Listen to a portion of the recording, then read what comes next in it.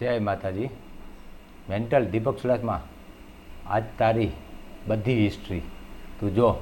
તું વટ ન સાચવી શકો, વચન ન સાચવી શકો, દેડીની ધારે આવવાનું કહી અને પાછો ફરી ગયો અને તારા ભાગ્યા પાસેથી મારું નામ લેવડાવ્યું, બરાબર? કે આ ફેક આઈડી આની છે, પણ ઉલટો ઘા તારી ઉપર કરી દીધો. તારી ઉપર એફઆઈઆર અરજી એ જ પોલીસ સ્ટેશનમાં મેં કરી અને અહીંયા પોલીસ સ્ટેશનમાં કહેવામાં આવ્યું કે હવે તું આ મેન્ટલને હાજર કર નકર તારે પુરાવવું પડશે, બરાબર? તારા ભાગ્યાને. એટલે તારા ભાગ્યા અને તને બેયને જવાબ મળી ગયો, બરાબર? હું ગયો તો બહાર બેઠા હતા બધાય, બરાબર? 10 મિનિટમાં મારી એફઆઈઆર કરાવીને હું નીકળી ગયો. તું એમ કહેતો હતો ને માર છે અમિતને માર્યો, તારા ભાગ્યાને માર્યો, રાત્રે 2 લાફા મારી દીધા. તારા ભાગ્યા હતા ને જેટલા તારા બધાય એને માર્યો. 60 વર્ષની ઉંમરે પોલીસનો માર ખાધો. શરમ કર અને તારા ભાગ્યાને શરમ કરાય. 60 વર્ષની ઉંમરે એના જ ગામમાં એના જ પોલીસ સ્ટેશનમાં માર ખવડાવ્યો, બરાબર? અને રામજી ખાંગરવાળાને રહેતો હતો ને, ઉલટી એફઆઈઆર કરાવી દીધી. અને હવે તેવડ હોય તો મેં જેતપુરમાં પગ અને કઈ લોકેશન ઓન બહુ નથી કરવું, મને ફોન કર ક્યાંની ઘરે સૌ અહીંયા સૌ, હું નહીં આવું. જેતપુરમાંથી કોલેજ ઉપાડશે, બરાબર? અને તારી સંપૂર્ણ હિસ્ટ્રી ખોલું છું. મિત્રો જોવો આ મેન્ટલના કામમાં. હલો હલો, હાજી, જય માતાજી સાહેબ. બોલો બોલો. દીપક ચુડાસમા બોલું છું. અચ્છા, બોલો દીપકભાઈ, કેમ છો? અરે આનંદ છે મિત્ર. તારો બોલો બાપ બોલો. છે એટલે મજામાં જોઈ ને. હા, હવે એક સાહેબ વાત કરવી છે અમારા સમાજની. હા, હા. આપણે જ્યારે સોલવણ ગામમાં જ્યારે રેડ પડાવી, જોયું ને, આપણે રેડ પડાવી, બરાબર? જો જૈન પંડ્યાએ એકલાય રેડ પાડી હોય તો તમે રેડ પાડી ગયે, પણ આ મેન્ટલ કપાતર દીપક ચુડાસમાનો ભાગ ભેગો હતો માંડવો પકડાવવામાં, એટલે કીધું કે આપણે પડાવી, બરાબર? હવે આગળ સાંભળો, બરાબર? એના ને એના લાઈવમાં કબૂલે છે, સાંભળો આગળ.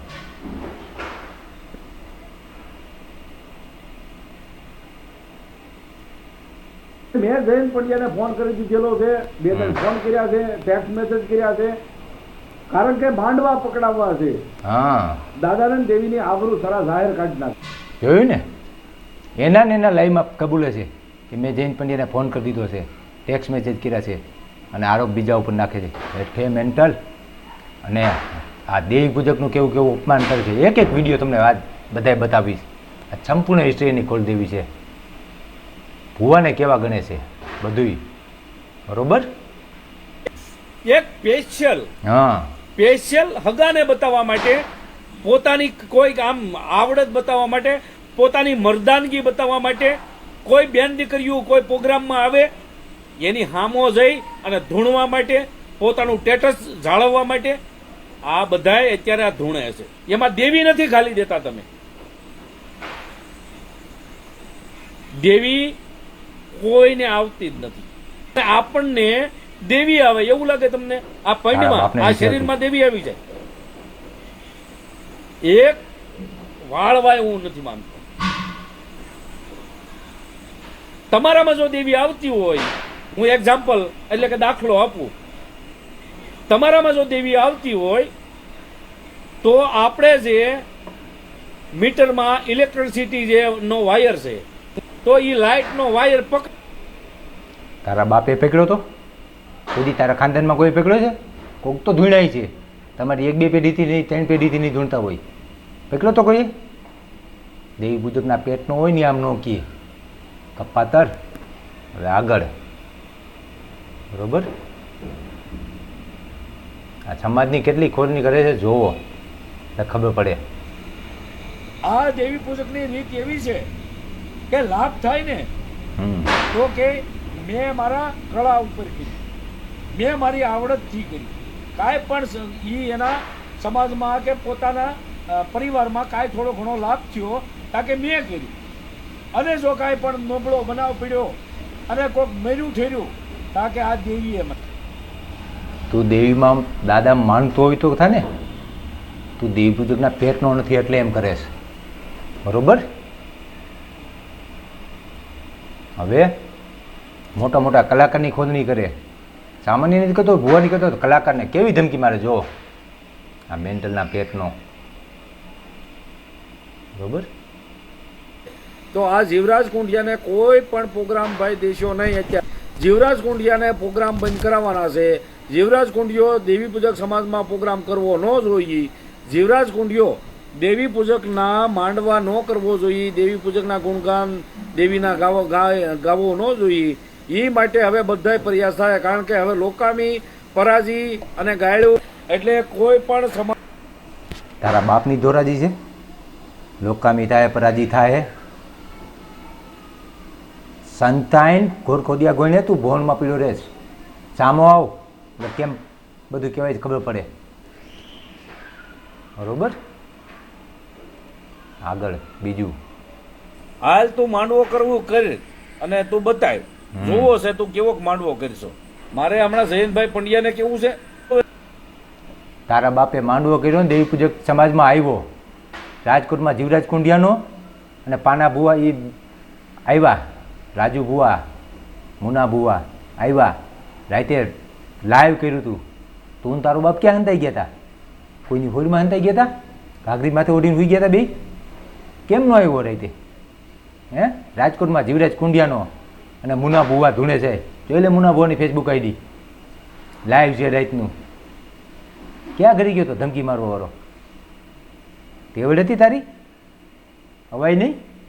કેમ મુનિયા ધૂણે છે એમ કહેતો હતો અને જીવરાજ કુંડિયા કેમ પ્રોગ્રામ કરે છે? બેય થઈ ગયું. આંગળી ગાલીને ઉઈ ગયો તો. આગળ સાંભળો. ધૂણે છે તો તમે આને કેમ પકડતા નથી? હમણાં મારે વિજ્ઞાન જાતાના જયંતભાઈને મારે કેવું છે, જયંત પંડ્યાના પહેલા ખોરાનો છોકરો હોય ને તો જ આમ કહે, દેવી પૂજકના પેટનો હોય ને એમ ન કહે. મારે વિડીયા બધા બતાવવા છે. આ ભૂવો છે, આ ધૂણે છે. તમે જે કાલના નામે ઢોંગ અને ધતિંગ કરે છે, માતાજીનો ભૂવો બનીને ફરે છે, માતાજીનું અત્યારે ધૂણી અને અંધશ્રદ્ધા ફેલાવે છે. વિજ્ઞાન જાથાના ચેરમેન શ્રી ભાઈ આપણે જયંતભાઈ પંડ્યા, તમને કહું છું, સંબોધીન તમને બહુ પ્રેમથી કહું છું. એટલે આની જલ્દથી જલ્દ તમારે કાર્યવાહી કરવી પડશે. જયંતભાઈ પંડ્યા આપણે કાયદેસર એના બોર્ડ આ જૈન પંડ્યાના પેટનો હોય ને એ જ કહે, બીજો ન કહે. બરોબર. હવે ભુવાનું બધાનું અપમાન કરતો હતો, પણ આને નરાધમે માતાજી પણ નથી મીકા. જો તમને ખબર પડે. અને એ હોનાર જ થયું તેથી હરામીના પેટના તને આ તે દાણા જોઈ અને આ મેલડી મને કીધું કેમ નહીં કે આ હોનાર જ થવાનું છે ભુવાના પેટના. તો તું એટલો બધો ભુવાના પેટનો હોય મુન્યા તો મોકલ, તારી મેલડીને મોકલ. હાલ અત્યારે મને બોલતો બંધ કરી દે. તારા બાપને કીધું તું ગોરધનિયાને, પણ એ ભવનાથમાં ભીખ માંગવા મશગુલ હતો. હવે ખબર પડી તને? મેલડીમાં એ તારા બાપ ગોરધનિયાને કીધું તું, જૈન પંડ્યાના પેલા ખોરાના છોકરા એટલે હતો. આજે આ એટલું જ, કાલે જૈન પંડ્યા અને દીપક સુડાજમણા બેયના એક સાથે ગોબા. બરોબર. જય માતાજી.